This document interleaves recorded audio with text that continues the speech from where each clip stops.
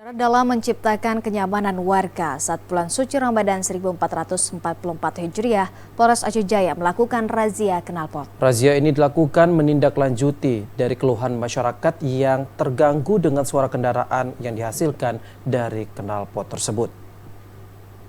Satuan Lalu Lintas atau Satlantas Polres Aceh Jaya melakukan penertiban sepeda motor yang menggunakan knalpot brong di wilayah Kota Calang, Kabupaten Aceh Jaya. Razia yang dilakukan oleh Satuan Lalu Lintas Polres Aceh Jaya dimulai sejak awal Ramadan. Alhasil, puluhan kendaraan terjaring razia yang dilakukan pada sejumlah tempat.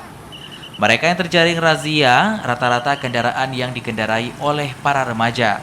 Sepeda motor yang menggunakan knalpot tidak standar langsung diberhentikan dan diamankan serta diperiksa kelengkapan surat-surat kendaraan bermotor tersebut.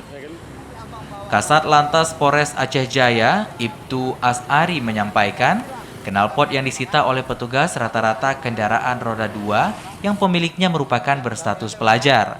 Kasat Lantas menjelaskan penertiban ini sebagai langkah Satlantas Polres Aceh Jaya menciptakan kenyamanan dan damai bagi warga yang melaksanakan ibadah di bulan suci Ramadan. Menurutnya, razia ini akan terus dilakukan dengan harapan warga melaksanakan ibadah dapat khusyuk, aman, dan nyaman.